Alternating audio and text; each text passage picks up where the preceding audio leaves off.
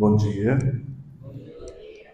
Na certeza da presença do Mestre Jesus e do amor de Maria, venho confraternizar com vocês a alegria de estar aqui, a alegria desse convite, finalzinho de ano, próximo de mudar de 2024 para 2025, início de um novo ciclo, e esse presente que é a gente conversar sobre Jesus, nosso grande amigo, nosso grande mestre, nosso amado irmão.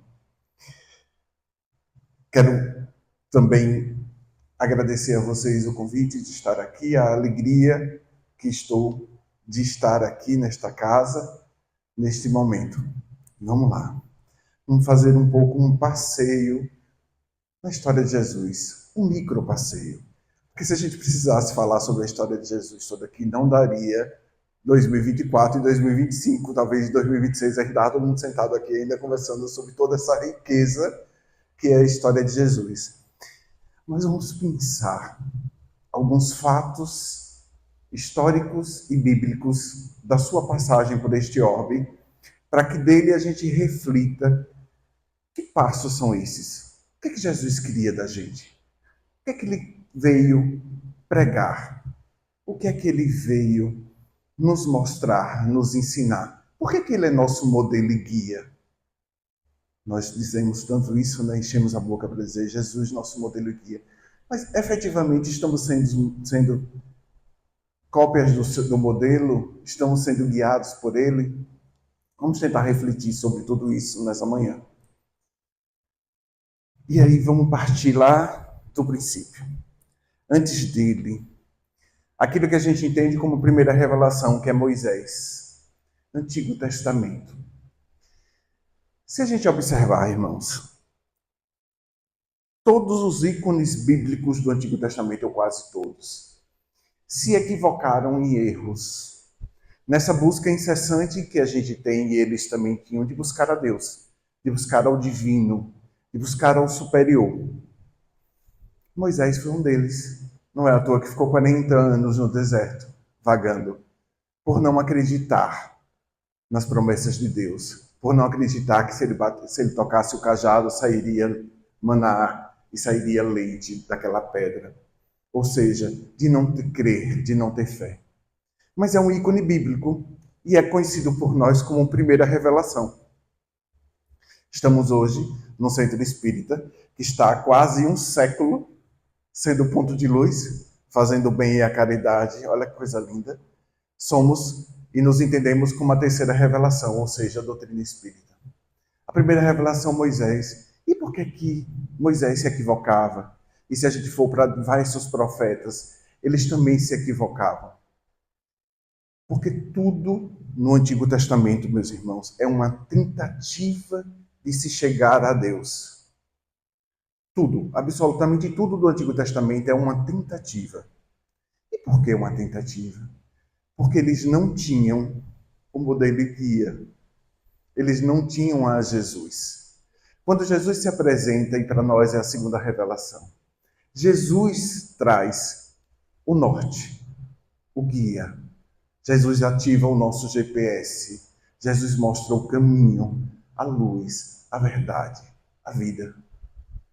Então, tudo do Antigo Testamento era uma tentativa de se chegar a Deus, ao divino, porque não se tinha ainda a direção correta. Jesus, quando vem, se apresenta como o grande caminho, como a grande verdade. Ou seja, é por aqui que nós temos que seguir. Seguindo a Ele, seguindo a seus passos, chegamos lá. Chegamos a Deus. Chegamos à nossa essência enquanto centelha divina. Chegamos àquilo que a gente tem de melhor. Lembremos, irmãos, somos criados simples e ignorantes, mas somos, antes de tudo, centelha divina. Alguém aqui tem dúvida de que tudo que Deus faz é perfeito? Ninguém tem essa dúvida. Portanto, se somos criações dele, somos também perfeitos. Aí vocês podem perguntar, mas Márcio, e por que a gente vem simples e ignorante? Por um detalhe. A gente precisa aprender a amar. Porque Deus é amor em essência, em totalidade, em absolutez. A gente precisa aprender a amar. A gente precisa exercitar o amor. Por isso que a gente encarna. Porque a gente precisa do outro, da diferença do outro, do contraponto do outro, para aprender a amar. Nessa construção de um todo, a gente vai aprendendo a amar. E é desse amor que a gente está falando. É Jesus. Esse amor pulsante, abrangente, coletivo, indistinto. Esse amor que chega a tudo e a todos. Lembremos Moisés. Se a gente for lá depurar o Decálogo, a gente vai encontrar que ele nos pede para que a gente ame aos próximos, aos familiares e aos próximos, e a Deus. Isso era o que Moisés trazia de um embrião de amar. Aí vem Jesus e nos diz que a gente precisa amar a família corporal, ou seja, quem está encarnado com nós, mas precisamos amar a família espiritual, ou seja, aquele que nós nos ligamos pelos laços do afeto em algum momento da nossa encarnação, que podem estar encarnados junto conosco, ou ainda no plano espiritual, desencarnados. Jesus pede que a gente ame os inimigos. Jesus pede que a gente ame o universo, a natureza, os animais. Ou seja, Jesus traz o amor como uma lei universal. E pensando nesse amor universal, ele, enquanto amor, ele é modelo, ele é guia, ou seja, ele é aquilo que a gente precisa fazer para amar, da forma que Deus nos projetou. E toda a história de Jesus, toda a passagem dele é exemplo. Porque, por isso ele é modelo e guia. Ouso a dizer que Jesus foi o único que pregou neste orbe.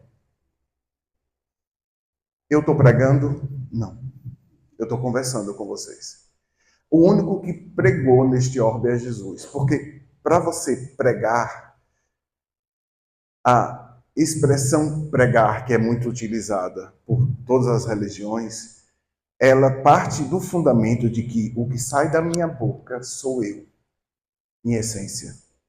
O que eu digo, eu exemplifico com o meu pensamento, com o meu sentimento, com as minhas ações. E nesse grau de perfeição, só Jesus esteve aqui neste orbe. Porque o que ele dizia era ele. O que ele fazia era ele. O que ele pregava era ele em essência.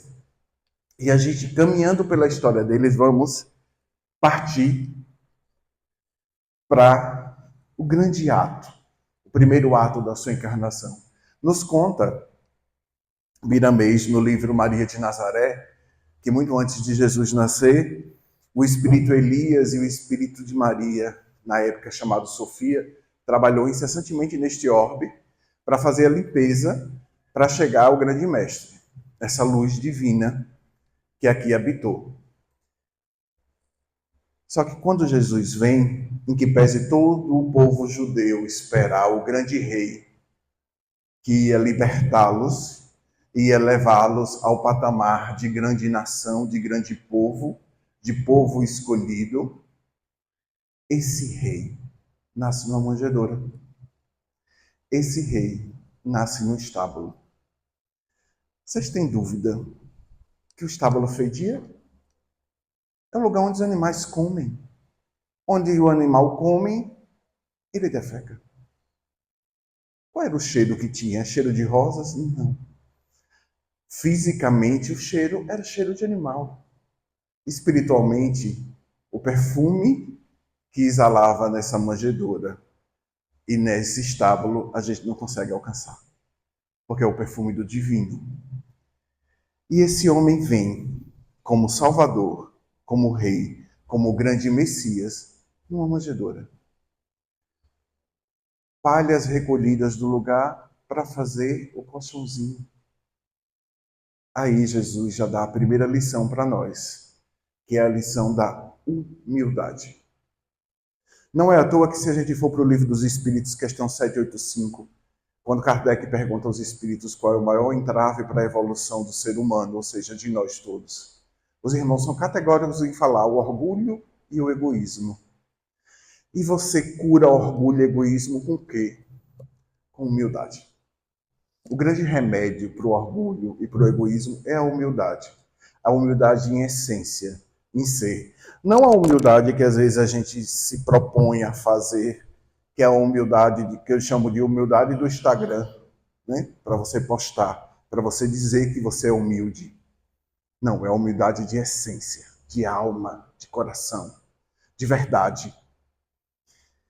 Aqui ele já se apresenta. Em que pese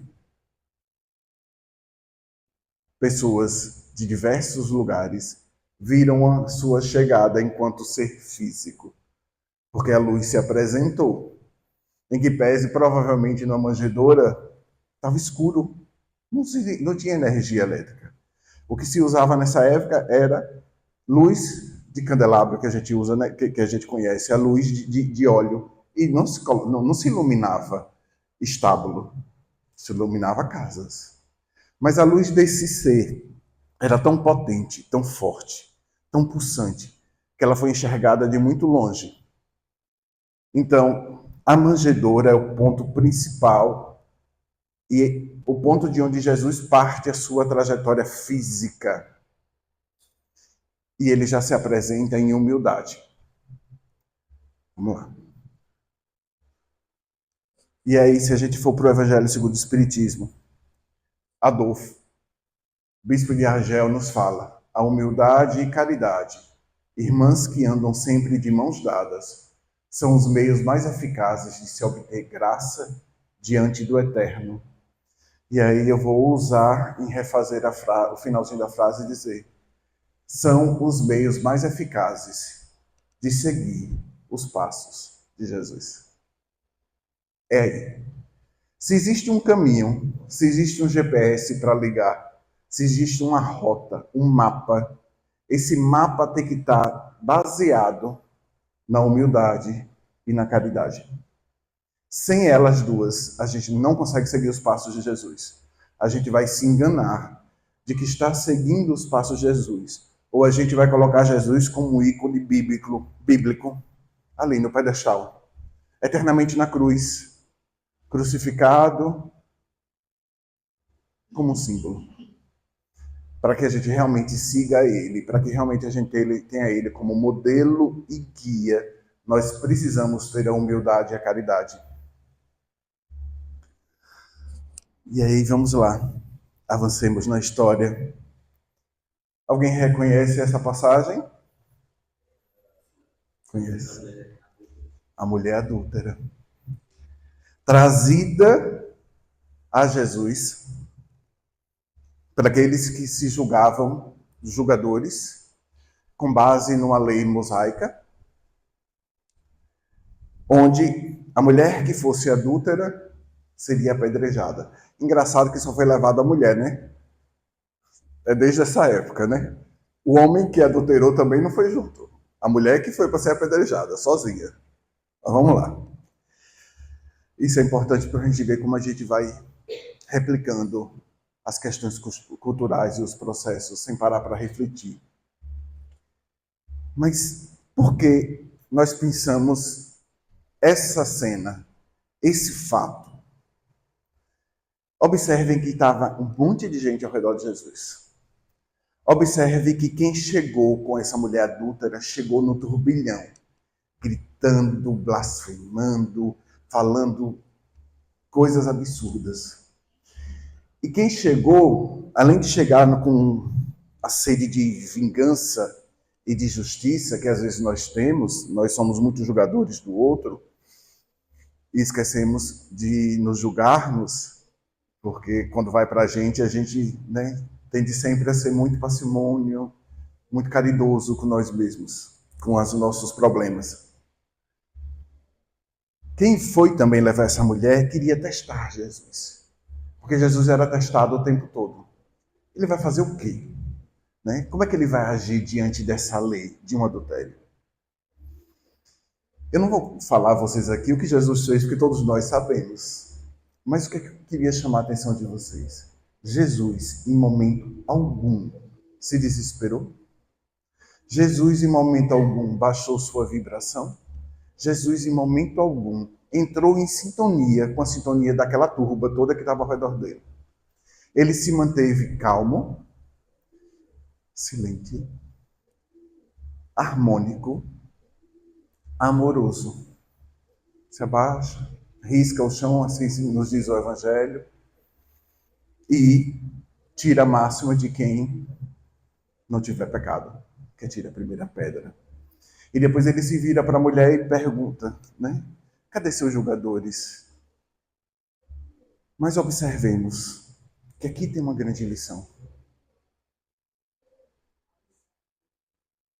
Perfeito, meu irmão. Uma lição moral valiosíssima. E observemos nós que Jesus aí nos fala que o turbilhão da vida vai se apresentar. Nós estamos encarnados para experienciar e evoluir. Mas que para a gente experienciar, a gente vai ter turbilhões, a gente vai ter atrito, porque nós vivemos com o diferente. E a natureza e os processos nos falam muito.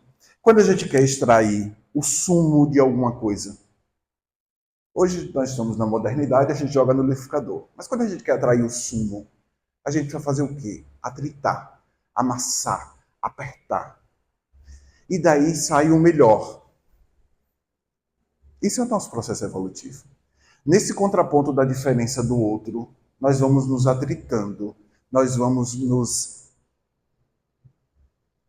ferindo. Mas a gente vai tirando o sumo. Só que a gente tem um detalhe, Jesus é tão maravilhoso e tão amoroso, que nesse atrito, que é quase que natural e necessário para que a gente evolua, ele manda algo, uma graxazinha que a gente passa. Você pegar uma pedra com outra e passar uma na outra, ela vai atritar e vai ferir uma outra, vai tirar lascas, não é isso? Mas se a gente botar um óleozinho, uma graxazinha, ela começa a deslizar. Sabe o que é essa graxa e esse óleo? Perdão. E para o outro. O perdão. Por isso que o perdão é tão necessário, porque nesse atrito que também é necessário para que a gente evolua, se a gente tiver o perdão, ele se torna menos doloroso. Ele se torna mais absorvível. Então vamos lá. O que Jesus nos mostra nessa cena é que nessa diferença do outro, nesse turbilhão que a vida se apresenta, todos nós não passaremos por uma encarnação sem termos momentos de turbilhão. Às vezes, num departamento, às vezes no outro. Existe até uma brincadeira de assim, né? Quando você está bem no amor, você está ruim no trabalho. Não tem uma história que o povo fala isso? Mas, na realidade, o turbilhão se apresenta para que a gente vá evoluindo. Então, às vezes, realmente, você está bem numa área da sua vida, mas sua família está com problema. Seu casamento está com problema. Sua relação com seus filhos está com problema. Só que, como Jesus, se a gente tiver calma, paciência, resiliência e tranquilidade, passa. Tudo passa. Já dizia Maria, repetido por Teresa d'Ávila, repetido por Chico Xavier, tudo passa.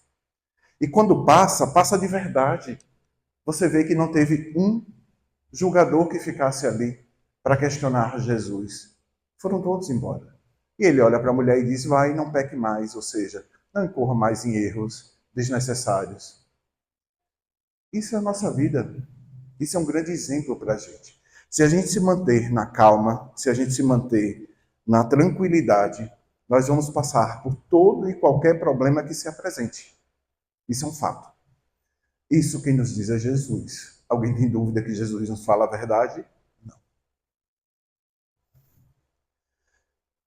E aí Chico Xavier nos diz, o nosso dever neste mundo é seguir Jesus, buscando compreender os seus luminosos ensinos e pô-los em prática. É amar os nossos semelhantes, desejando para eles aquilo que almejamos para nós mesmos.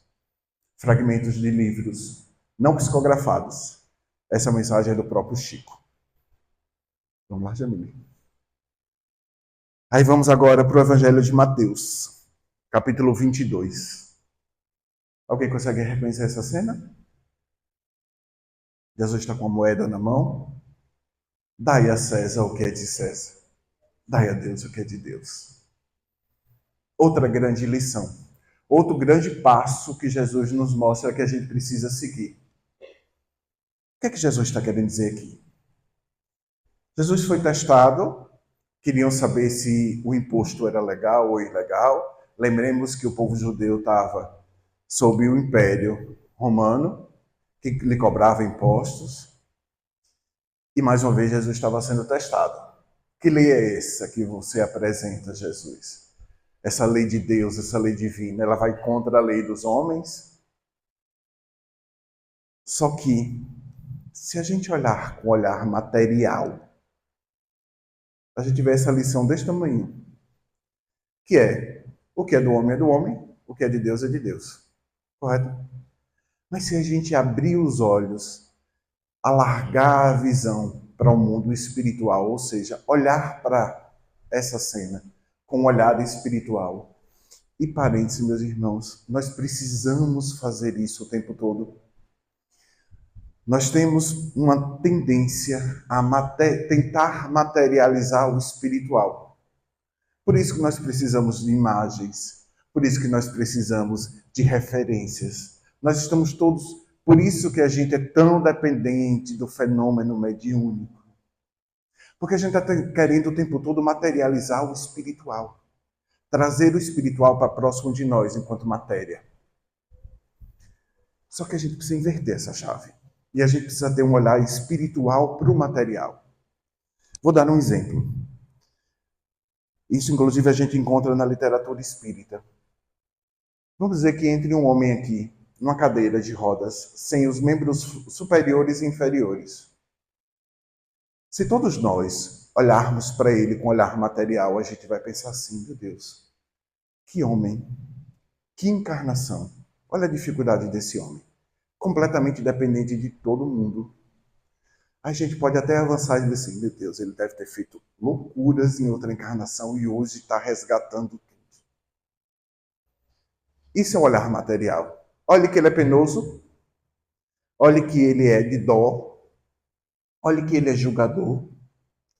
Mas se a gente olhar espiritual para esse homem, ou seja, e descobrir, esse homem está nesse estado físico, porque ele pode estar ou resgatando algo, ou pode ser um pedido dele para que ele alcance um objetivo. E aí, se a gente for lá para a história desse homem, esse homem é um suicida recorrente, de diversas encarnações.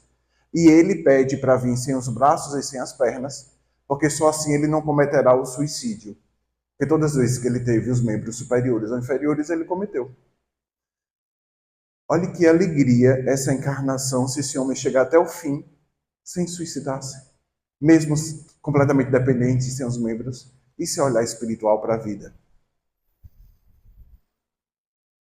Quando Jesus diz, dá a César o que é de César, dá a Deus o que é de Deus, Jesus está nos dizendo o seguinte, meus irmãos, vocês vão viver encarnados. E é na matéria que vocês aprenderão. Porque senão, todos nós estaríamos em nosso lar aprendendo também. Não que no mundo espiritual a gente não aprenda, aprende muito. Mas só lá não basta. Nós precisamos encarnar. Nós precisamos experienciar a matéria. Nós precisamos experienciar as paixões, as dificuldades. Nós precisamos ter o sangue correndo nas veias, o sangue que ativa as paixões, o sangue que ativa nosso orgulho, sangue de família, olha de quem eu sou filho, aí o orgulhozinho, o egoísmo sendo traçado. Então a gente precisa experienciar, a riqueza, a fartura, a gente precisa experienciar a falta, e nesse experienciar a gente vai dando valores, nós vamos criando referências, e esses valores, essas referências, inevitavelmente vão virar sentimentos nossos, que a gente carrega no coração, na alma, e leva para todo o sempre. Então, o que Jesus nos diz é o seguinte, meus irmãos, não é dar a César o dinheiro e dar a Deus o amor.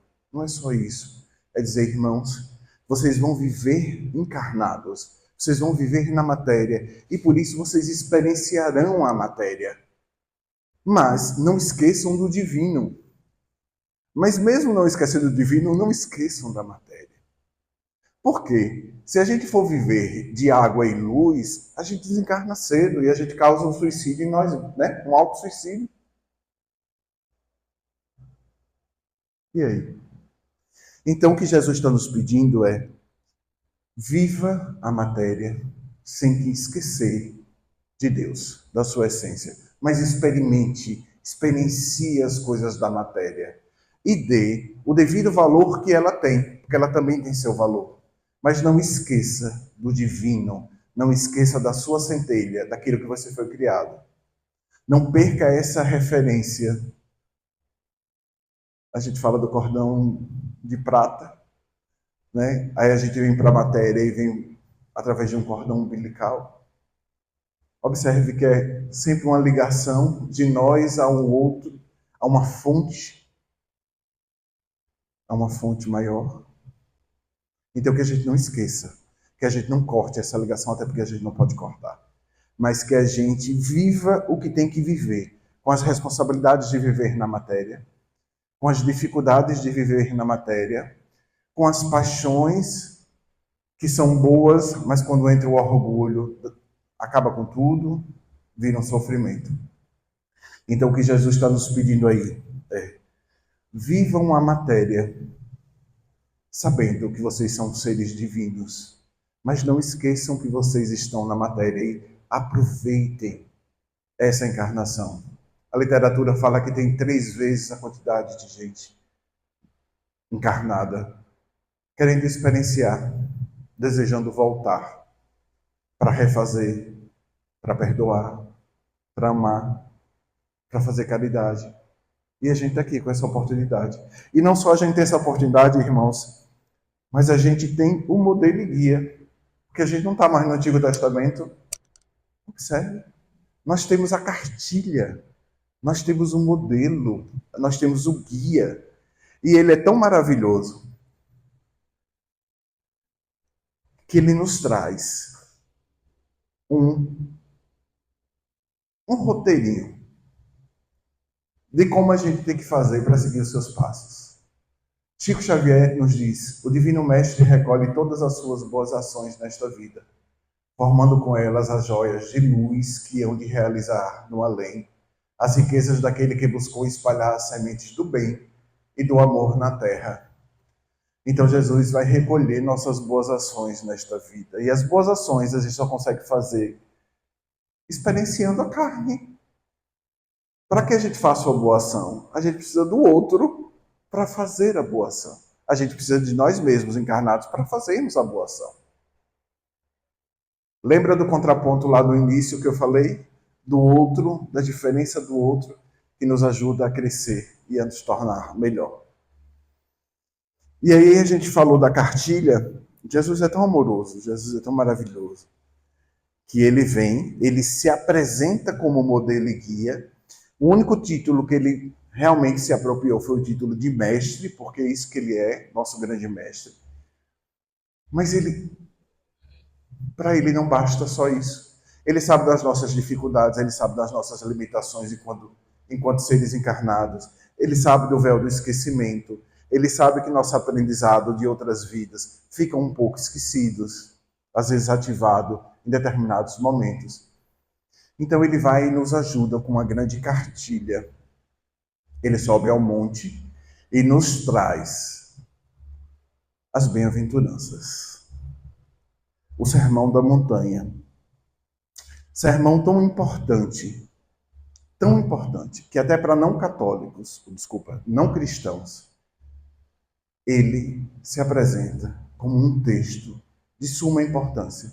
Assim foi Mahatma Gandhi, hindu, não era cristão, e dizia que se todos os escritos do mundo, da Terra, pegassem fogo, mas se o Sermão da Montanha se mantesse intacto, a humanidade tinha salvação. Quem disse isso? Mahatma Gandhi, um hindu, um não cristão. Daí a gente tira a importância desse texto. E daí a gente tira a importância dessa grande, que eu chamo de grande cartilha. Mas antes de a gente começar a olhá-la, mais uma lição de Jesus. Vocês observam que quando a gente vai para o Evangelho, as grandes ações de Jesus, ele sobe ao monte, Monte Tabor, Monte das Oliveiras, Monte das Bem-aventuranças. Ele está sempre subindo o monte. Aí vocês podem falar, porque era geográfico, era mais fácil ele falar de cima de um monte, porque muita gente o seguia. Sim, correto. Mas também tem um símbolo de subir, de elevar para o divino, para falar do divino, para falar das grandes importâncias, de subir.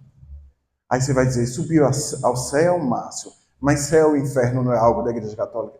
Não é nesse sentido, é de ascensão, de subida.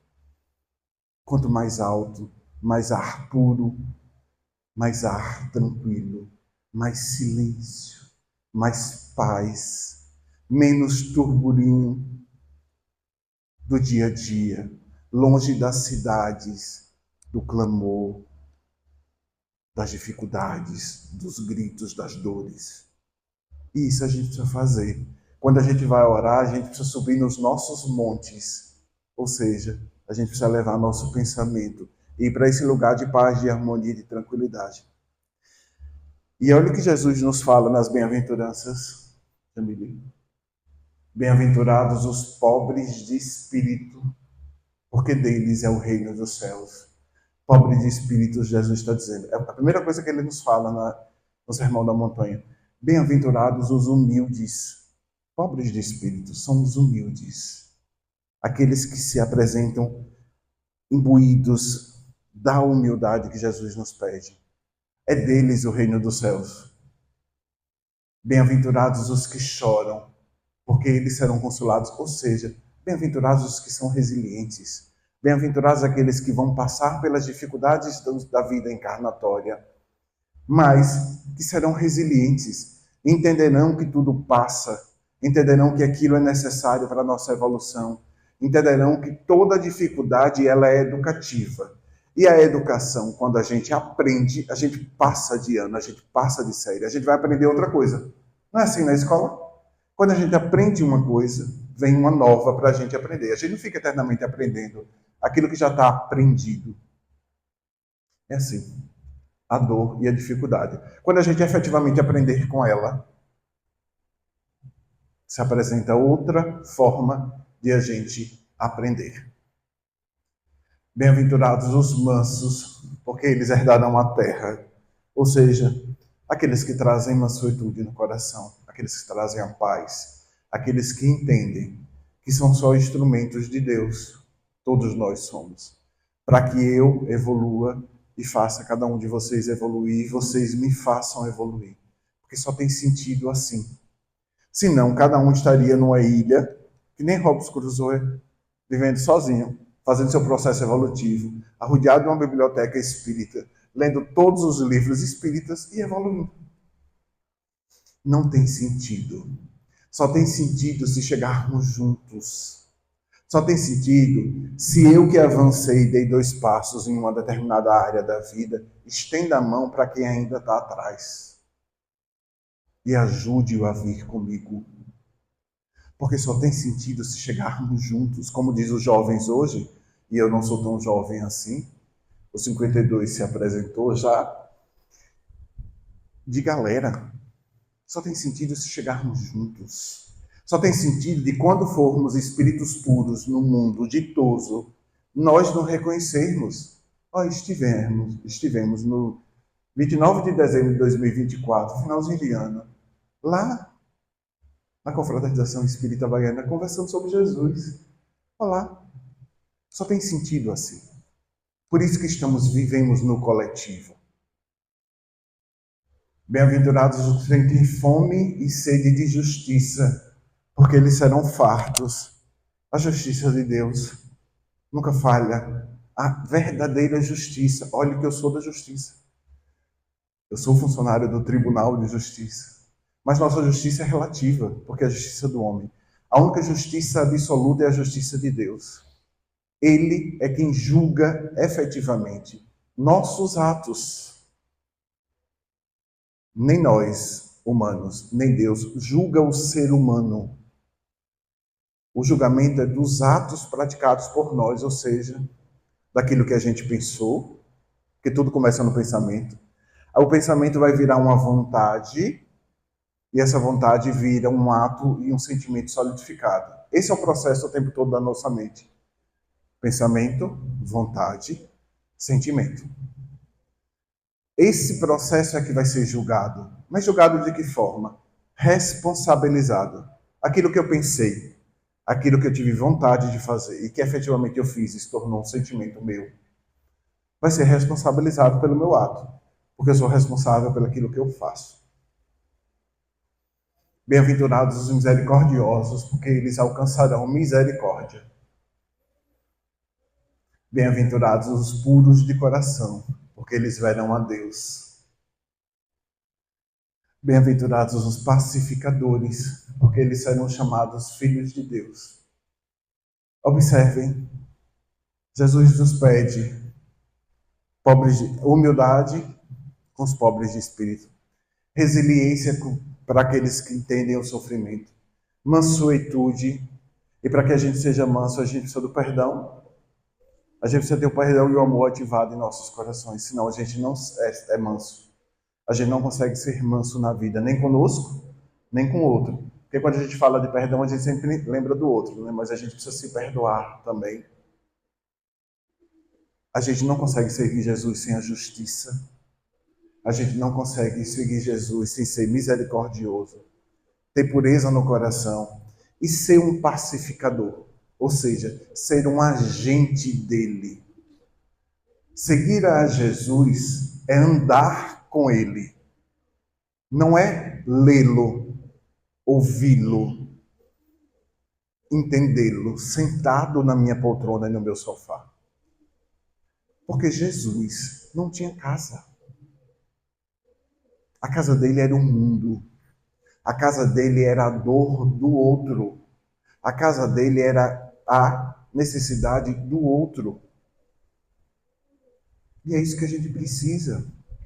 Só que como vivemos na matéria, lembra lá do Daé César, nós temos que ter nossas casas. Temos nossa casinha, nosso sofá confortável, nossa Netflix. Mas precisamos arranjar tempo para dali sair e ir ao encontro do Cristo no irmão, no necessitado, no outro. E quando a gente fala em necessitado, irmãos, vamos trabalhar nossa mente para não sermos o tempo todo preconceituosos, porque a gente fala assim, eu vou sair da minha casa em busca de ajudar o necessitado. Aí você lembra logo um morador de rua, um pedinte. Mas o necessitado pode ser minha mãe. O necessitado pode ser meu irmão, que está passando por uma grande dificuldade e precisa de uma palavra de ajuda, de amor e de carinho. Necessitado é todo aquele que precisa de algo e que eu possa dar esse pouquinho do que ele precisa. E às vezes é o sorriso. Porque muitas vezes a gente dá uma cesta básica, mas além da fome, aquele ser precisa se sentir reconhecido, se sentir existente. Às vezes um sorriso, você muda o dia daquela pessoa. Às vezes um sorriso ou um bom dia, você muda a trajetória de uma pessoa se suicidar. A gente pode dar o tempo todo, mas a gente precisa dar o que a gente tem de melhor o tempo todo, porque isso é seguir a Jesus. Jesus doou o tempo todo daquilo que ele tinha de melhor nele, da sua grande essência, que era o seu amor, a sua caridade, a sua misericórdia. E aí a gente vai e avança no tempo e vamos lá para o finalzinho do projeto encarnatório de Jesus neste orbe. Meus irmãos, lava pés. Vamos fazer um recorte histórico. Para os judeus, a poeira dos pés era algo impuro. Os pés eram uma das partes mais impuras do corpo. Inclusive utilizado até pelo próprio Jesus, que falou, E quando os apóstolos fossem pregar a sua doutrina, que batessem a poeira das sandálias. Então, tinha essa referência de impureza, de sujeira. A gente traz isso até hoje, né? Tem gente que não gosta que se entre nas suas casas de sandália, porque traz a poeira da rua. Mas lembremos que um pouco antes do lava-pés, Jesus entrou em Jerusalém sendo aclamado como rei. Será se um de nós, se passássemos por essa experiência de entrar numa cidade sendo aclamado como rei, imediatamente depois ia se propor a limpar aquilo que era considerado o mais impuro do corpo humano? Olha outra grande lição. Olha a humildade do início lá da manjedoura chegando até o fim. Essa humildade de essência de ser. Mas muito mais do que de humildade de essência e de ser. Lembremos que Jesus, para seguir os passos dele, a gente tem que pegar as experiências dele. Quando Jesus lava os pés de cada apóstolo, o que é que ele faz com aquele apóstolo? Ele dá importância a cada um deles. Ele faz cada apóstolo se sentir importante. Quando a gente abraça um pedinte de rua, que a gente tem condições de abraçar por diante de tanta violência que temos vivido, mesmo fedido, mesmo sujo, mesmo maltrapilho, você está mostrando àquela pessoa que ela importa, que ela existe, que ela faz parte de um todo. É isso que Jesus fez com seus apóstolos, dando essa lição de humildade, de lavar os pés. Ele deu importância, ele agradeceu, ele foi grato a cada um que esteve ao seu lado, a cada apóstolo que esteve ao seu lado. Olha a grande lição: humildade, amor, gratidão, mansuetude, paz, harmonia, resiliência. Observe que tudo isso são os passos de Jesus. Então Jesus aí, ele é grato a quem esteve com ele naqueles 3 anos de vida pública, para aqueles que deixaram suas casas, seu conforto. Pedro deixou sua esposa. Todos deixaram. E não só os apóstolos, né? Vamos encontrar as Marias do Evangelho, até porque na hora da cruz só um ficou. Sim. Verônica. Isso. Na hora da crucificação, quem ali estava? Joana de Cusa, Maria Madalena, Verônica, Salomé, para outros. Maria, mãe de Tiago Maior. Maria, sua mãe. E João, o apóstolo amado. Então, Jesus aí mostra que a gente precisa ser grato àqueles que estão nos nossos caminhos. E Jesus foi grato até a Judas, que pseudamente ia o trair logo depois, mas que estava fazendo o seu papel, porque precisava fazer aquele ato para que se desencadeasse tudo, para que Jesus fosse crucificado e depois se apresentasse enquanto Espírito puro, mostrando a nós que a vida é eterna e que nada se acaba. Então, ele é grato até a quem, se a gente olhar, lembra lá da visão do olhar material e do olhar espiritual? Se a gente for olhar Judas no olhar material, a quem o traiu, a quem o feriu. O papel dele, corretíssimo. E mesmo que alguém venha e te fira, e aí eu vou falar de um relacionamento, você é traído pelo outro, passa por uma dor profunda, você tem que ser grato a esse ato. Ele vai fazer você evoluir de alguma forma. Essa dor que você passa vai lhe transformar. E aí, dependendo do que você fizer, vai lhe transformar em algo melhor. Então, sermos gratos a tudo e a todos. Porque tudo e todos é uma experiência de evoluir. E se a gente evolui, a gente precisa ser grato. É isso que Jesus está fazendo no Lava-Pés. Nunca. Você nunca sai de uma experiência de vida, seja ela boa ou ruim, da mesma forma que você entra. A gente vai se transformando. Não é isso, minha irmã? Perfeito. E aí a gente encontra naquilo que eu entendo e eu sempre falo, que é os nossos projetos encarnatórios. O Calvário.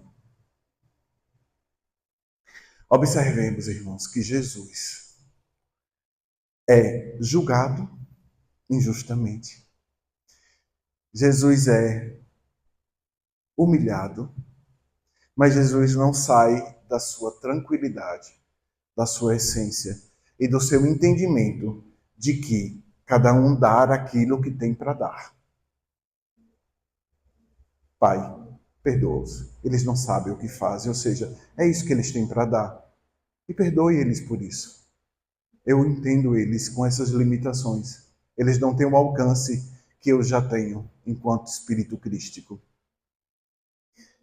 Só que nesse calvário da vida, nessas dificuldades que se apresentam, nesse caminhar, observemos uma coisa: Jesus é resiliente com o que lhe acontece.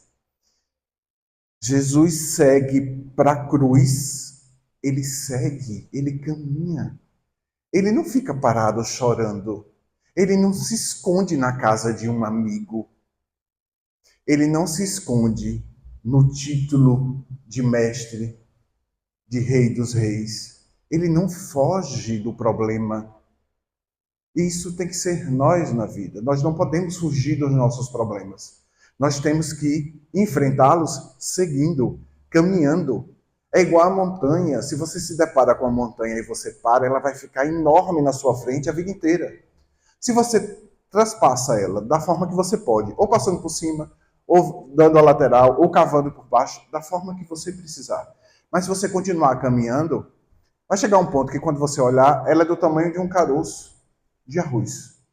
Ela vai sumindo porque você caminhou e deixou para trás o problema. O problema continua existindo? Continua. A montanha continua lá no mesmo lugar, no mesmo tamanho. Mas você caminhou e se transformou. Você se distanciou dele. Você ressignificou ele. Isso Jesus fez no Calvário. Mas Jesus também nos mostra que no trajeto da nossa vida nós vamos ter gente que vai se compadecer das nossas dores. Assim foi no Calvário. Mas vai ter gente que vai ter prazer em ver-nos sentindo dor. Assim foi no Calvário. Vai ter gente que vai nos xingar, nos cuspir. Vai ter gente que vai não aguentar ficar do nosso lado de tanta dor que sente de ver o nosso sofrimento. Vocês conseguem se identificar em algum momento da vida passando por isso? Jesus nos mostra que tem determinados momentos da vida que nós precisamos de um sirineu para nos ajudar a carregar a cruz. Porque ela é muito pesada. Observe que o Calvário é nossa encarnação. É as vivências que nós vamos tendo nas nossas encarnações. As alegrias, as dificuldades. Mas o que é que a gente precisa extrair disso tudo? Jesus. Como ele agiu. Como ele estava.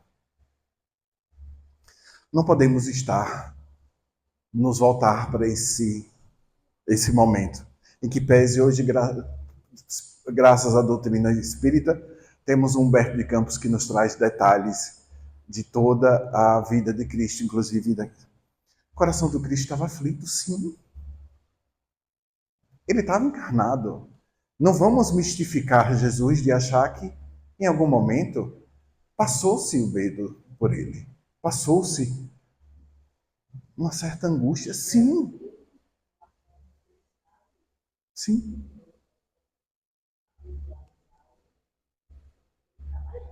Sim. Seguindo.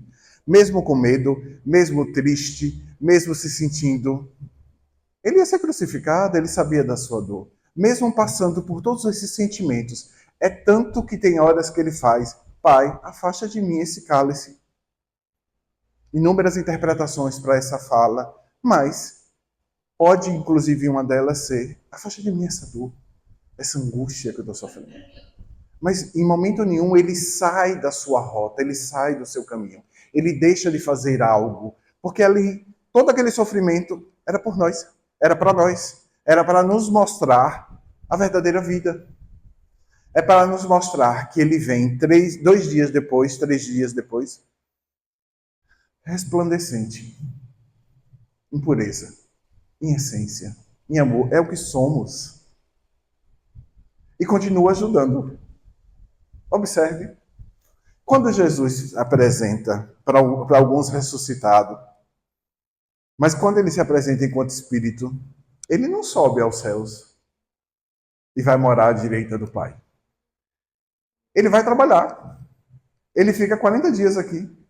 Ele fala para inúmeras pessoas, ele vai para os apóstolos, ele acompanha 2 pessoas no caminho de Emaú. Ele trabalha, ele continua trabalhando para mostrar a gente que nada muda. Nada muda. E que o trabalho é incessante. Por quê? Porque estamos construindo um universo melhor. Quando esta Terra alcançar o nível máximo, nós estaremos ajudando outras terras, outros mundos, outros planetas que estão começando. O trabalho não para. O trabalho é o tempo todo. E aí, irmãos, me dei a licença de eu ler uma poesia de Jair Presente que eu quis trazer para vocês, chamada Seguir a Jesus. Quem queira seguir Jesus em seus ásperos caminhos, não há de fugir-lhe à cruz, toda formada de espinhos. Alguém talvez interrogue, esses espinhos quais são? E os entraves da jornada fornecem a explicação. É a lágrima de quem pede, é o sarcasmo do descrente, é o logro do obsessor, é a vaia de muita gente. É a doença imaginária sem trato que nos atenda. É a tentação afeitada que aparece de encomenda.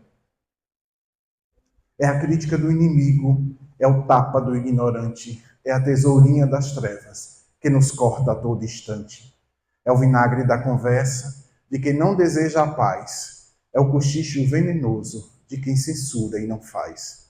É o irmão desesperado que nos procura berreiros. É a discussão agitada. É a fuga de companheiros. É a briga na parentela, criando desilusão. É a hora do desalento. É o dia da solidão. É a briga na parentela, criando desilusão. É a hora do desalento. É o dia da solidão. Então, irmãos, seguir Jesus é isso. Seguir Jesus é viver as agulhas da encarnação. Mas seguir Jesus é ter a certeza de que Ele nos espera. Porque somos centelhas divinas. E chegaremos todos nós a sermos Cristos também. Pode demorar? Pode. Depende do caminho que a gente escolhe. Uns vão escolher caminhos de asfalto, outros de pedra, outros de pissarra. Não importa. Mas o fim é inevitável. Todos nós chegaremos, porque o projeto para nós todos é esse. Espíritos puros, perfeitos, crísticos. E Emmanuel nos diz, a palavra do enviado celeste, entretanto, é clara e incisiva. Aquele que me segue não andará em trevas. Iniciozinho do Evangelho de João. Se te afeiçoastes ao Evangelho, não te situes por fora do serviço cristão. Está vendo, minha irmã? Do serviço cristão. Procuremos o Senhor, seguindo-lhe os passos. Então, que continuemos, meus irmãos, nesse grande projeto de seguir os passos de Jesus. Que continuemos tendo Ele como modelo e guia, mas que tiremos Ele das nossas prateleiras, dos nossos quadros, dos nossos imaginários, que tiremos Jesus da cruz, porque lá Ele não ficou. O Evangelho não se encerra na cruz, o Evangelho se encerra na ressurreição, no renascimento. O Evangelho se encerra em Jesus mostrando que nada acaba, só o sofrimento.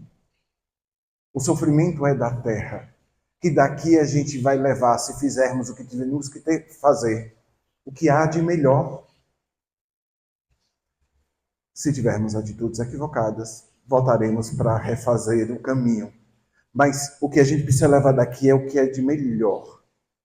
É a pureza, é o amor, é a caridade, é a misericórdia, é a paz.